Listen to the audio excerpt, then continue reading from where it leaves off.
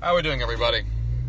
Question that came in, I'm just going to cut to the chase on this one. Question that came in this morning in a few emails and on Twitter regarding how do you prioritize. So I had a posting, had an article I guess I sent to the email list regarding that I consider hacks in the current obsession with morning routines and productivity to be very overrated, since essentially a lot of these things are just discussing the simple fact, so to speak, of you need to get things done on a daily basis to get things done. It's very obvious. I consider it very axiomatic.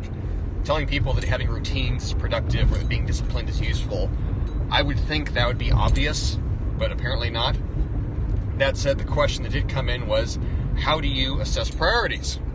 And I found it kind of humorous because the person then went on to ask, how do you assess priorities? You just prioritize things from, greatest to least, or, smallest to biggest? And they essentially answered their own question. So yes, when it comes to priorities, what do you need to attend to first?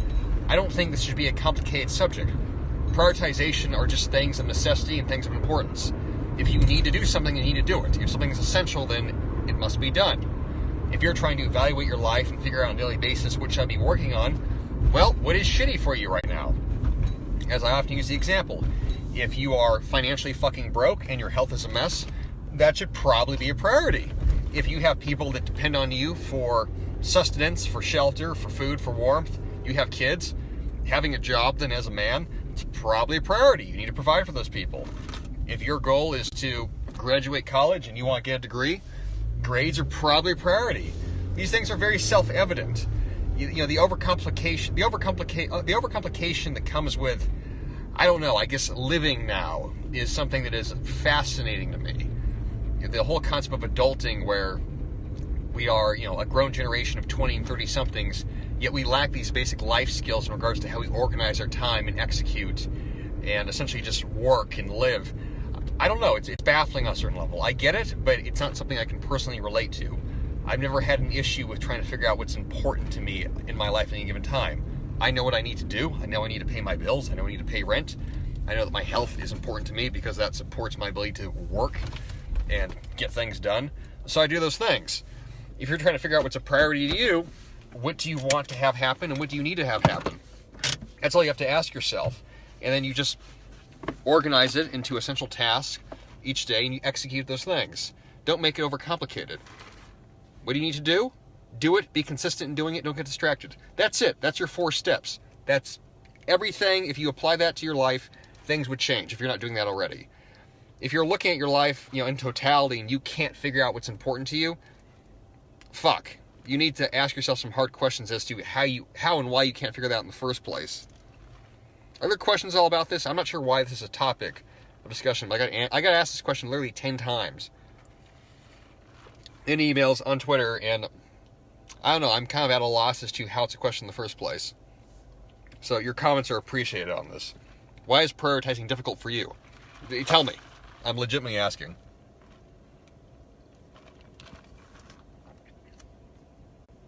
We're going to try and make this an interactive conversation, since I don't feel like lecturing. As I said, truthfully, I have very little to say on this topic. So perhaps I'm missing something.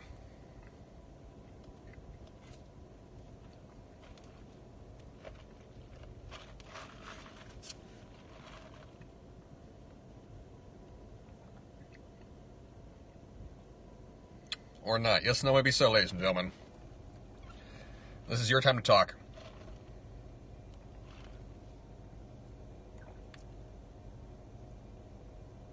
What do people do who do not prioritize? Don't get it. I don't get it either. I'm really not sure, honestly. That's why I was trying to figure out the question.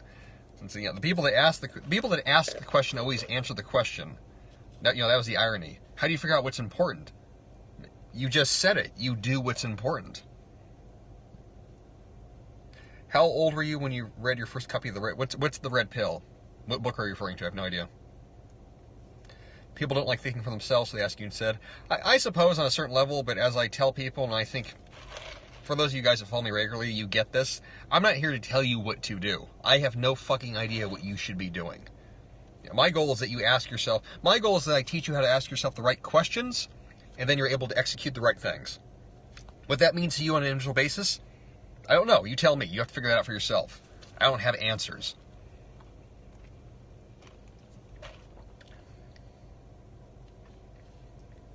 Prioritization is a basic thing I feel. If I don't prioritize, I'm lost.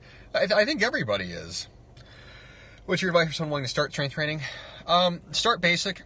There's certain things you're going to have to learn. They're fundamental. Compound movements, how gravity works, technique execution, and then just going to the gym and practicing.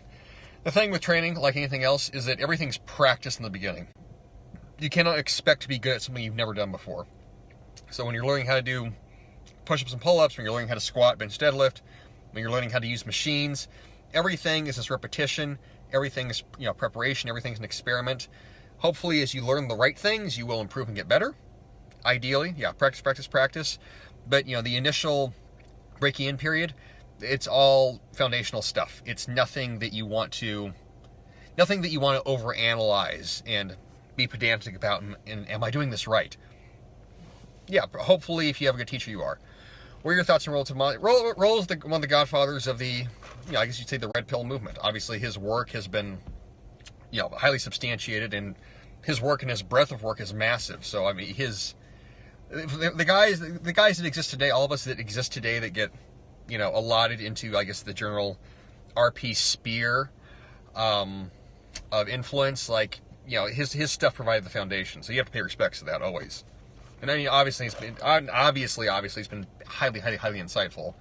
I'm not really sure how you could read his work and not be, I want to say not be mind blown, but certainly not be changed as an individual.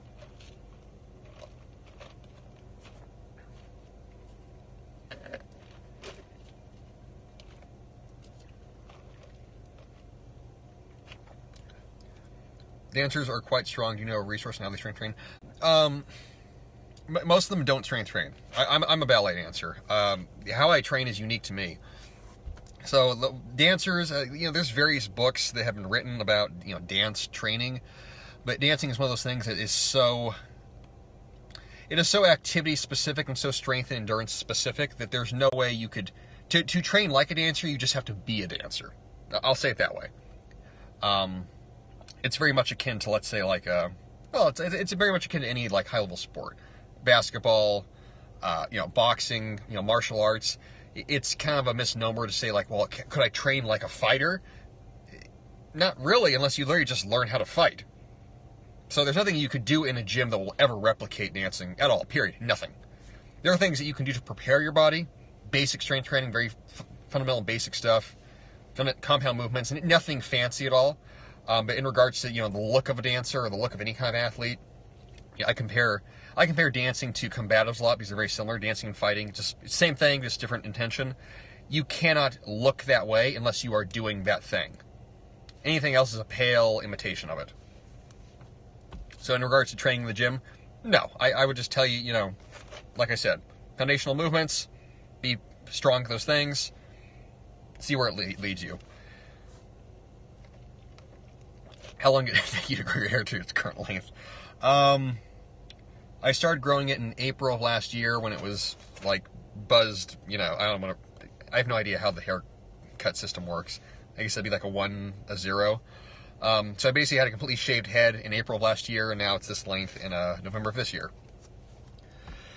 Any recommendations in terms of self-defense, Krav Maga, BJJ? Yeah. So for pure self-defense, and I don't mean fighting where you're going to spar where you're battling back and forth, but for pure self-defense where you're in an asocial violent situation, you want to get away, or you're trying to incapacitate somebody, Krav Maga would be my recommendation. Understand that it's not a sparring martial art. It's essentially just a system designed to disable somebody or help you escape. If you want something that you're going to actually get to fight, Brazilian Jiu-Jitsu, obviously, you get to roll around the floor, or do you stand up? So that would be either boxing or Muay Thai. Of the two, I think Muay Thai is more practical since it shows you how to punch and kick. That said, it doesn't necessarily teach you very efficient boxing techniques, and boxing definitely has a superiority in regards to the hands department. So just pick one or the other. Some people like to use their hands exclusively. Some people are very appealing to the idea of punching and kicking. So that's personal preference. Some people are kickers and some are not. I guess to say it that way.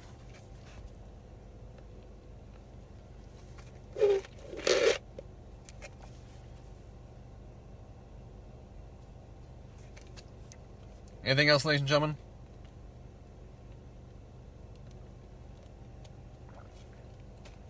You listen to podcasts? I listen to Jordan B. Peterson podcasts. That's it. I don't listen to any other podcasts at all. I have listened to others in the past, but at this point in life, my consumption of who I listen to is very, very specific, and I don't like to waste my time at all, so I don't listen to, well, really basically anything outside of, JBP, just because I don't feel it's worth it.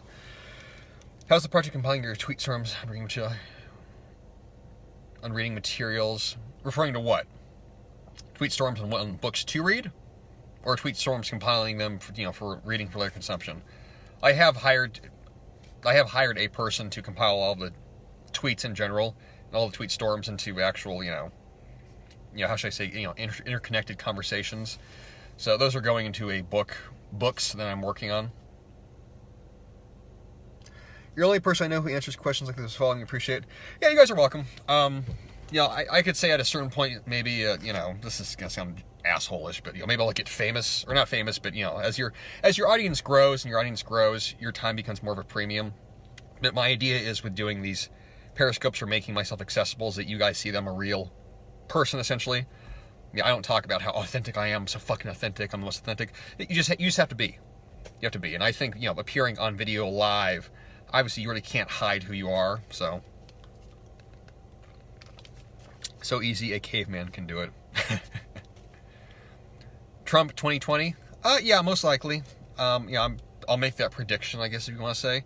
I'll project that he will win again 220. Yeah, that's a reliable prediction. Do you multitask while listening to JBP? I guess you could say so. I'll walk outside. I'll put in the headphones and go for a walk, and I'll listen to the podcast. So I guess if you could call that multitasking, but I'm not doing anything that requires conscious attention while I listen to his podcast outside of listening to it. Hello. What's your focus? Someone asked what the focus on life personally right now.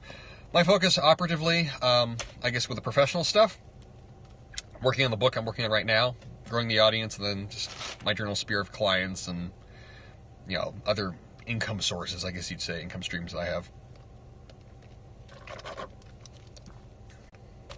Wine 220? Because the general social trends that are unfolding right now with the whole social media and zeitgeist, that is pointing to another victory in 3.5 years, or 3 years.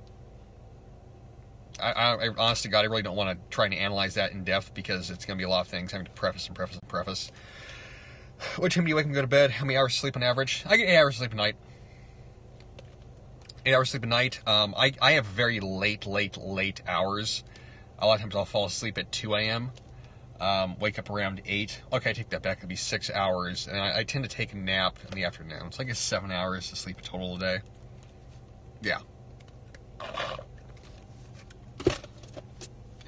LOL, what? Yeah, guys, politics is not something that I care to talk about. This is for the sake of the way I view history. I view things on a very long time scale. 1,000-year expanses of time. If you view things on a day-to-day basis of what you see in the media, petty politics, you're going to be seeing things superficially. If you analyze social trends and you understand ideas as having... If you analyze ideas as essentially being living entities that occupy society and that society is built upon substructural ideas, and those ideas evolve over time, and if they manifest through different generations differently, and every generation is a reaction to the prior generation, then you can make accurate predictions over the long term of 20, 30, 40, 50 years of how things will generally go. Not predictions in the sense of precision, where you can know exactly what will happen, but you will understand how things will unfold on a large scale. That's why the political stuff, I don't really care, not because I think I understand it so much better than everybody else, but the way I have my life going, I'm capitalizing on trends that I see unfolding, and I've been fairly accurate within my own personal estimations, and it's been successful for me. Trying to share how I think about that with everybody else, I guess this is not to be punitive and insulting, but most people think very small. Trying to get people to think bigger about history in general, about human behavior and all that, it's hard to do. The majority of people are accustomed to thinking, like I said, very day-to-day, they focus on the micro. If you want to understand things, macro perspective. You have to be macro perspective. So hopefully, I guess that kind of answers the question somewhat. But yeah, so in regards to, Trump winning 2020, the overall perspective I have on like I said, the social forces that are unfolding, I see it pointing to that happening again. Where are you from? California. Hardcore History would be a podcast you might like. I have listened to it. I actually have listened to that in the past. It's really cool. I'm very particular with what I consume.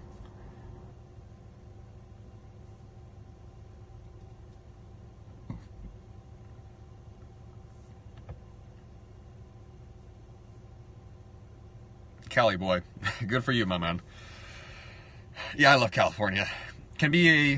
I think California gets overrated as being a crazy state because the day-to-day of life here, I think if you don't live here, there's that assumption I've realized, having lived in other places, that it must be like a liberal insanity kind of a maelstrom, and it's not. Life here is very mundane, like every other state. It's only in certain places that you could say that it's only in certain places that you could say that far-left liberal lunacy has taken over, and it's really only, let's say, San Francisco. That's about it. The rest of the state's very, very, very normal. Although there are a lot of taxes and regulations if you own a business. That is true. Very fucking true. Anything else, gentlemen?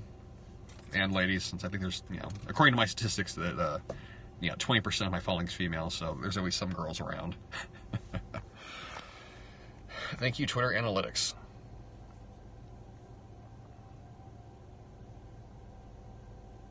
Is your blogging, podcast, Twitter a side gig or main gig?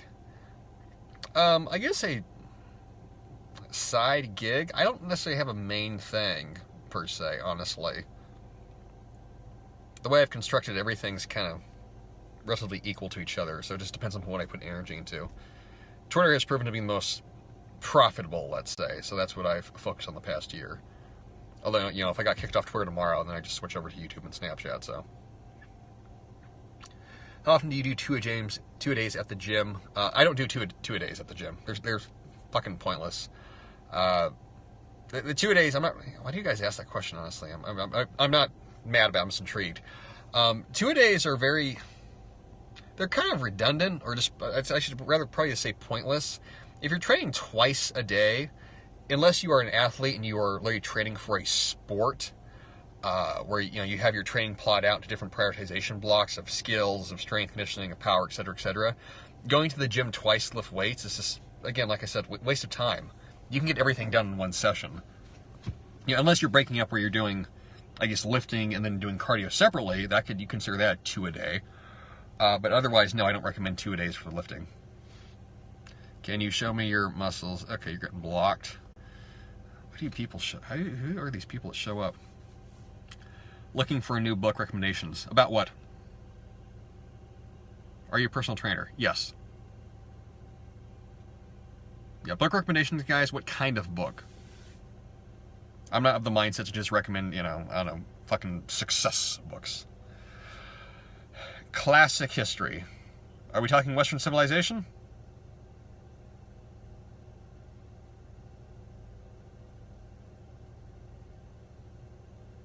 Nowadays, everybody seems to think they're an Olympic athlete.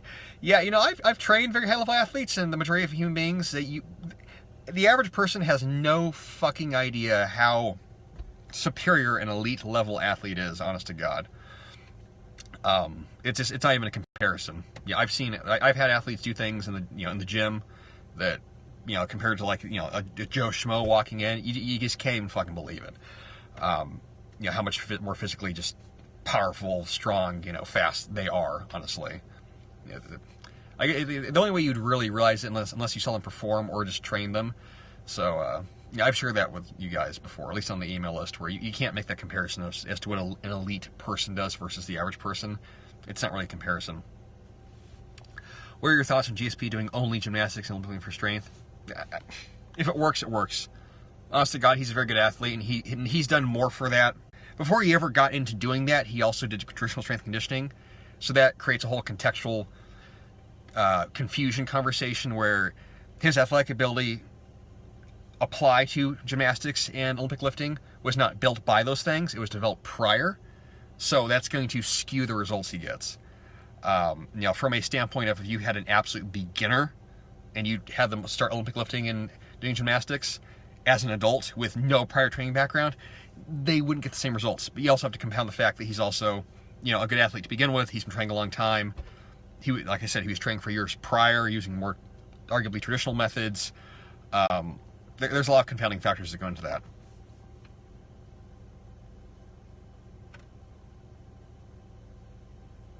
Oh, someone asked for a book recommendation. Rise and Fall of the Roman Empire. Read that. I've lost 50 pounds on diet alone. I'm about to start in the gym. What should I focus on? Just building muscle, getting stronger, honestly. Basic compound movements. Pick up the Pretty Girl program. They have the website.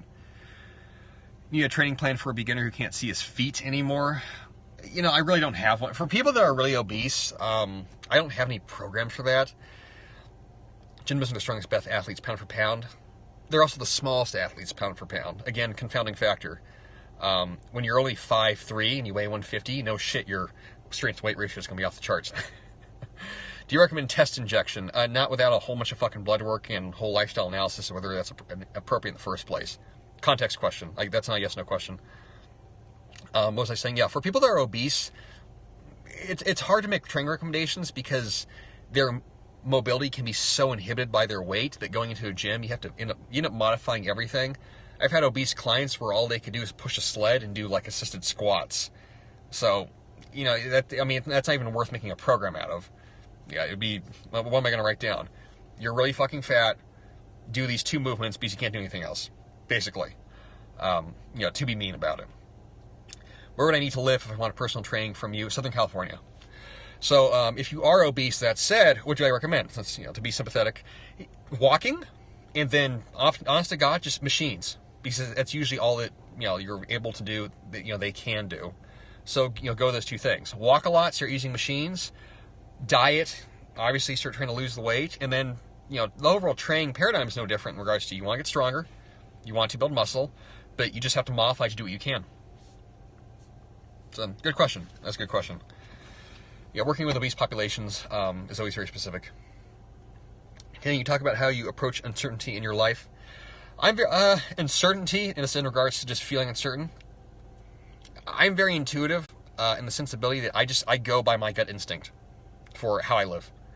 That has misguided me at times, but overall, my personal intuition, it has, been to my satisfaction how I've lived. I've always had a very inherent sense of conviction and confidence with my decisions. I'm not a person that wavers back and forth about what I'm going to do. I've always been very impulsive. I just do, and the consequences fall what they may. Like I said, obviously that has come with making mistakes, a lot of them. But at the same time, I've never lacked for confidence in making those mistakes either. So, the concept of uncertainty, I also don't try to predict the future at all. At least in the sensibility that I don't care about having a guarantee as to what will happen. I work, I make plans, I have what I want, and I do what is necessary for that. That's it. My way of being is very momentum-based. I'm not someone that, sort of stops to think, so to speak. And wavers and, has that vagueness of, thought where, what if? When Big Lee by Scott Adams, good read. Yeah, very, very, very good book. Very good book, definitely. That's why I recommended it yesterday.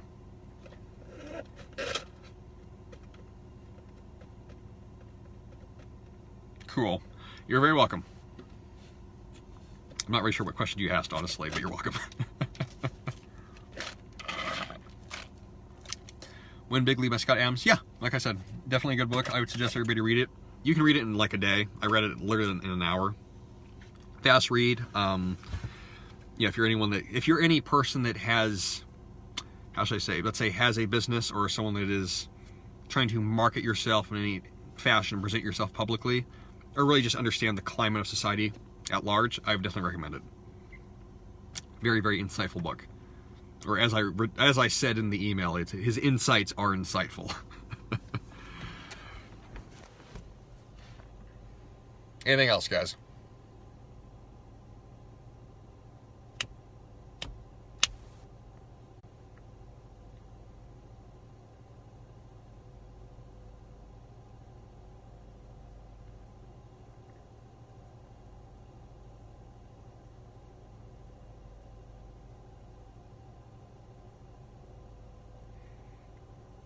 You're welcome.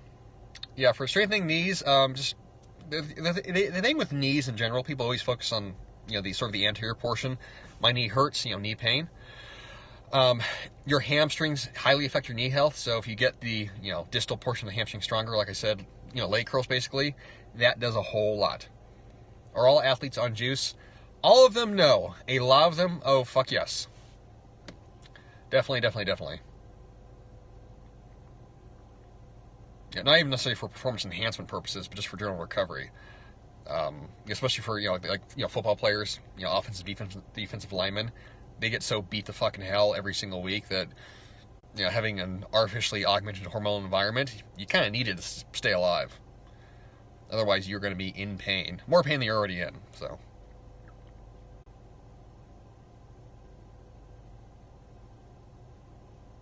Fabio. I have heard that before. That's one of my nicknames with my friends, actually. Don't any of you fucking call me that, though. I will literally block you immediately. Do you have suggestions for reducing hip pain? No, I have no idea why your hips are hurting in the first place, dude. Not trying to be a dick, but what does that mean? Hip pain, how, what, from what? That could be anterior hip pain, posterior hip pain. That could be an internal rotation, external rotation. That could be both hips hurting, one hip hurting. That could be core dysfunction. That could be from... that could literally be anything from anything. Yeah, in general, guys, and no more questions, but I'll kind of answer this, in total.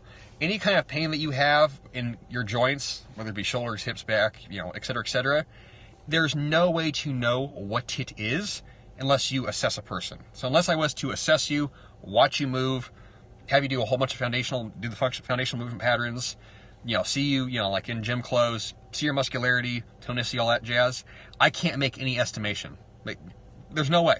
Yeah, it would be unethical to me to say, well, it's probably this, that. I don't know. I have no idea.